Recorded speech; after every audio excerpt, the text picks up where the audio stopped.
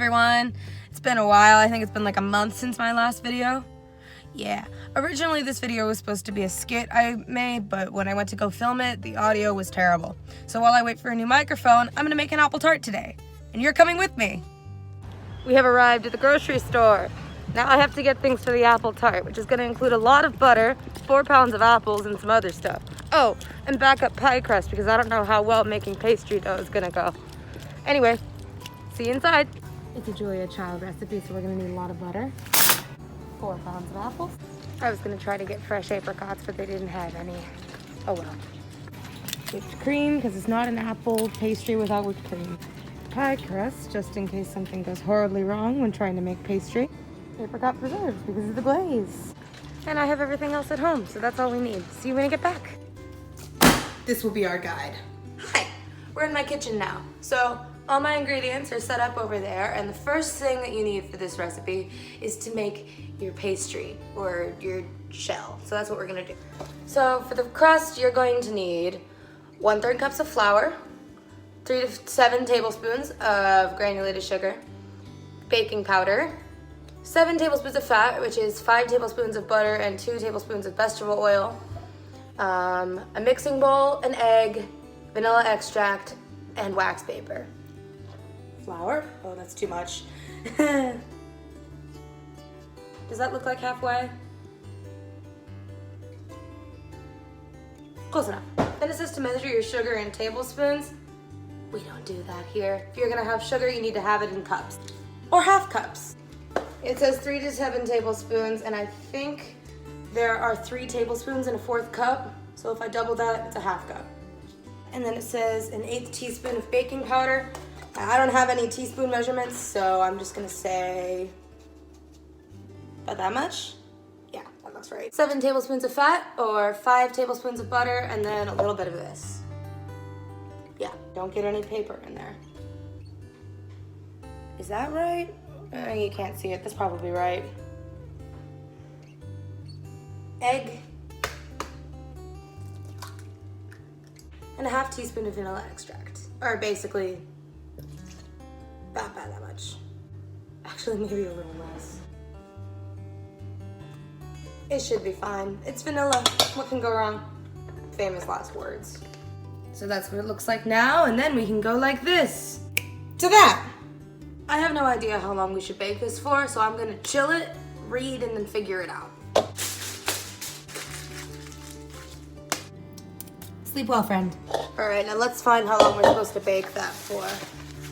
143. Oh, for a partially cooked shell, which is what we need to bake it for 8 to 9 minutes at 400 degrees.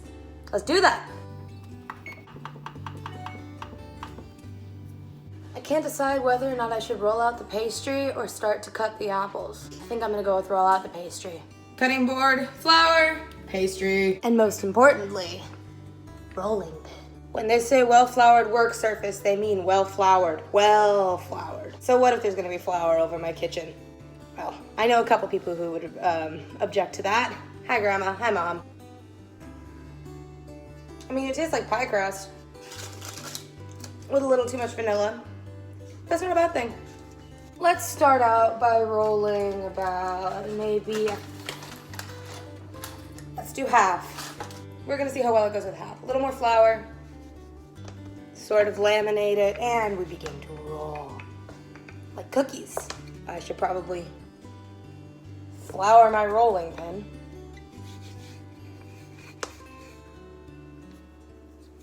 We're gonna try it one more time. I'm gonna add a little bit more of the dough.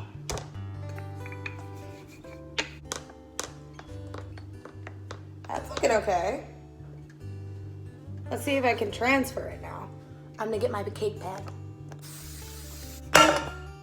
My strategy is to try and roll it up delicately and then roll it back out into the pan. It fell apart. That's fine. I don't want to give up on this crust. I feel very proud of it. I'm just gonna try and push it into the pan. Success. All right, into the oven you go for about 8 minutes. Let's see how it looks. Ooh, it rose in the middle. That looks about half baked. That's exactly what it's supposed to look like, I think. Now comes the next part. We have here an apple peeler core slicer thing. I got this for Christmas from one of my grandmas. Thank you. And we're gonna use it to cut the apples. Watch this, it's gonna be fantastic. Take the sticker off first. You put the apple here, stab it on, and then you just crank. Make sure it's holding down.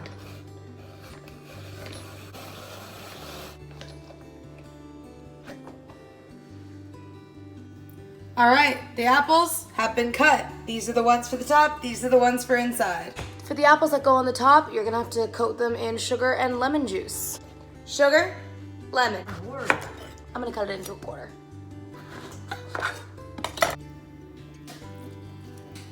Throw a little bit of sugar on there. My lipstick's coming off and there's nothing I can do about it.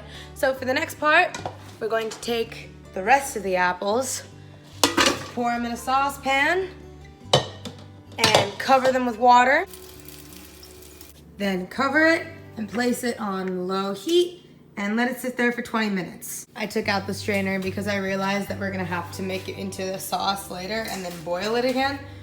So, my mistake, now it's gonna sit there for 20 minutes. All right, now we're on the other side of the kitchen. The apples have, been sitting here for 20 minutes, not much has changed. So now, we're going to add all the things to make it the filling instead of just boiled apple. So the first thing we're gonna need is a 1/3 cup of apricot preserves. Like I said, I don't have a 1/3 cup, so we're gonna go with a few scoops of this.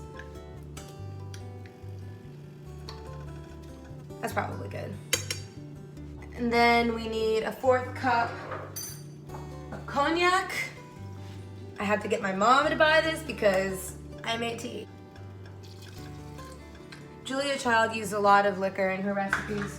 It also said to add a little bit of vanilla extract, and we're going to add a little less vanilla extract this time. Yeah, that should be right. 2/3 cup granulated sugar,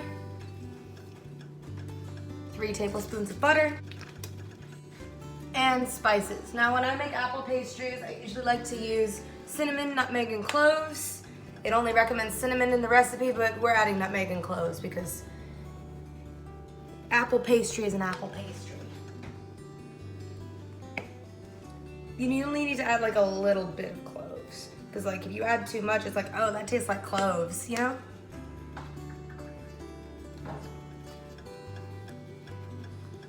And some nutmeg. So it says stir until it holds a mass in the spoon. So right now it looks like this, just, sliced apples and water. And I don't know how long this is gonna take. We're gonna see. This is my mom. Okay, it's boiling now. I don't know if I'm supposed to mash it or what because the apples still look like this. So I'm going to see how it goes if I try to mash it. I don't think you need to mash it. But it's not breaking down. Those are for the top. Wow, okay. I'm gonna see if I can mash it. There's still plenty for the top. There's still plenty for the top. You're gonna say that like 5 apples in, and then all of a sudden it's gonna be like down to 1 cup instead of 3. No, I can't. Step away from the apples! Don't mash the apples, you'll be sorry. It's supposed to be a sauce that goes in the tart. I'm not exactly. How do you know it's a sauce? Because it says applesauce. Once the applesauce is thick enough to hold a mass in the spoon. We mash the apples. It's really hot because this is a short little mashy thing and it's still boiling. Maybe I should just leave it alone.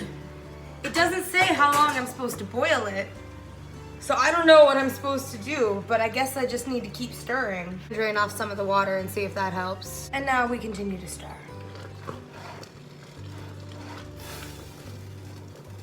It is being suggested that I put it in the shell, so I think I'm gonna do that. But first, I'm gonna taste it.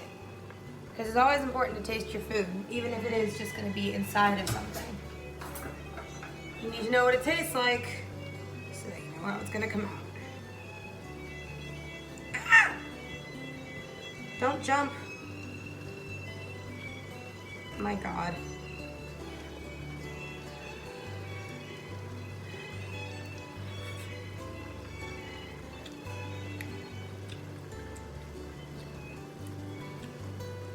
I'm gonna give it a few more minutes. It just tasted like a boiled apple.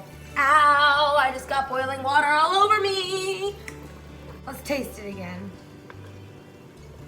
It's looking a little bit more cooked down.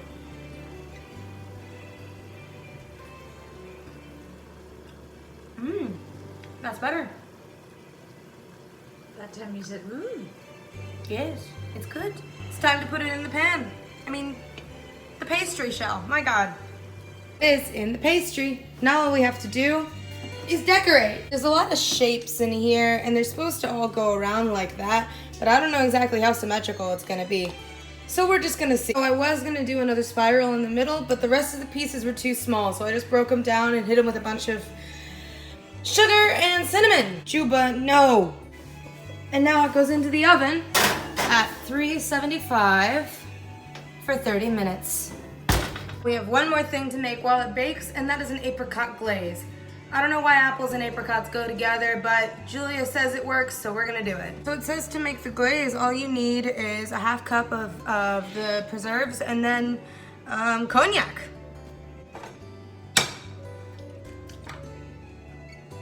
And then 2 to 3 tablespoons of cognac.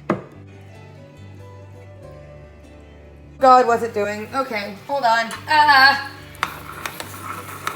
Is that right? Is that correct? I think I should take it off now. That's pretty liquidy.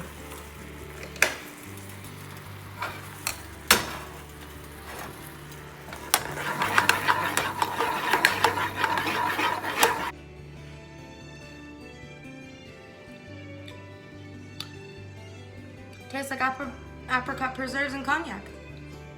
It's ready! Ooh, it looks good. Yay. Yep, cool. I think now the next part is to pour the apricot preserves over that. Oh, I have to reheat them first. Yeah, I think.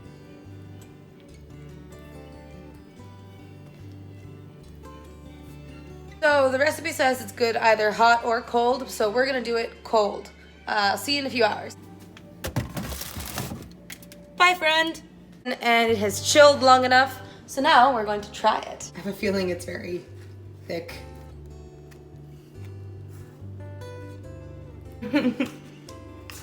Well, oops.